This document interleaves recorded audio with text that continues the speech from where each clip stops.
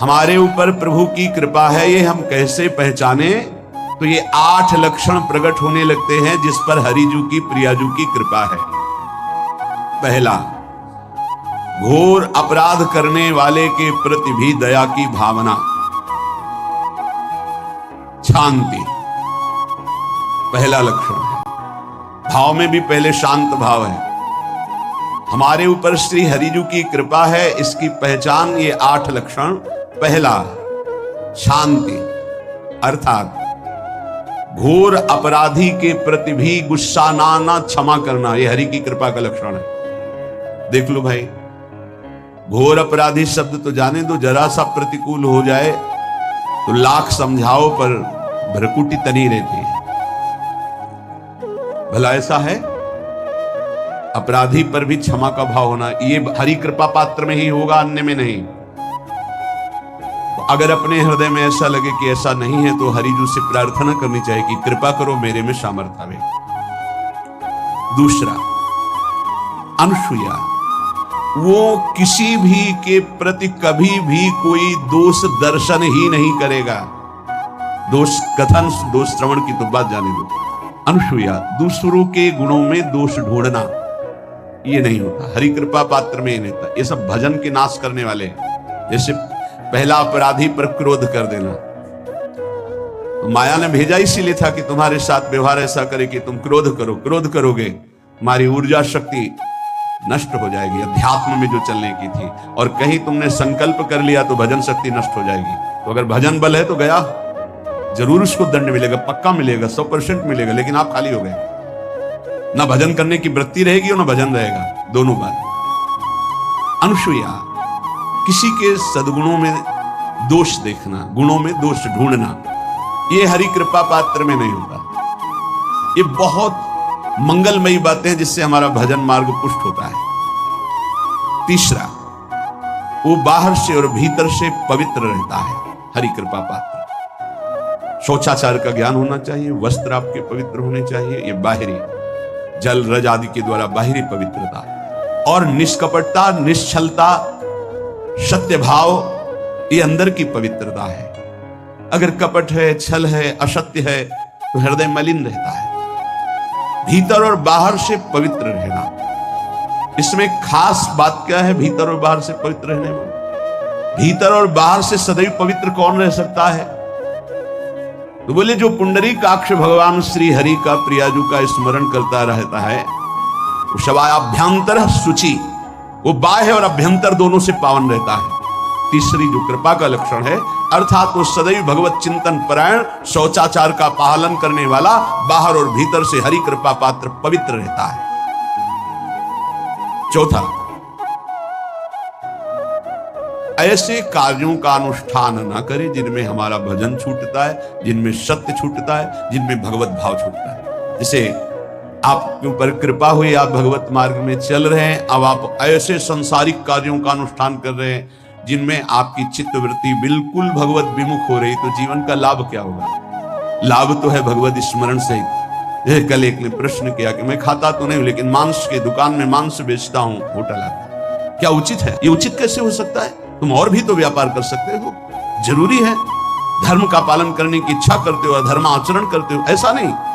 तो विरत बहुकर्मा, उन कर्मों से हमें विरत रहना है जो हमारे धर्म के विरुद्ध है, जो भजन के विरुद्ध है। हरि कृपा पात्र ऐसे कर्मों का अनुष्ठान कर ही नहीं सकता। अपने भजन का फल देखना भगवत कृपा पात्र की, सबको प्रदान कर देना। हिम्मत है? अपने भजन, इतनी मेहनत से किया हुआ भजन, भजन होने के बाद हे प्रभु इस भजन का फल हो, सर्वे भवन्तु सुखिना सर्वे सन्तु निरामयः।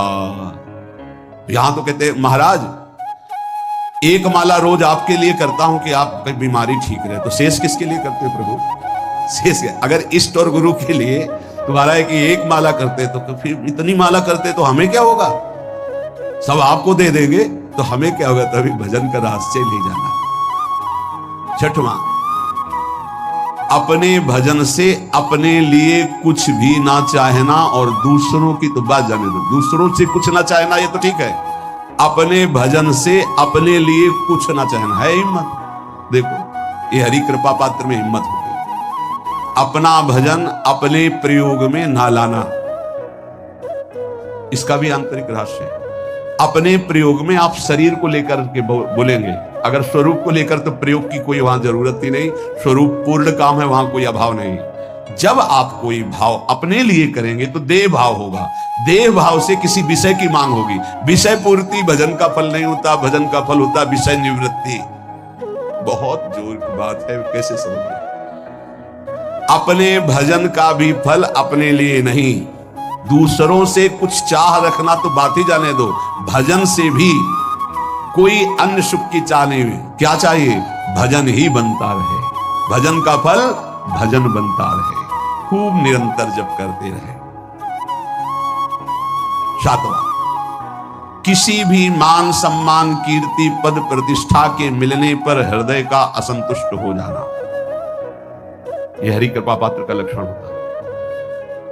प्रणाम नमस्कार जय हो तो हृदय में संतुष्ट हो जाना चाहिए। कोई किंचन मात्र अभिमान न उदय हो जाए। प्रभु बचाओ, ये माया की चकाचौंध से बचा लो नाथ।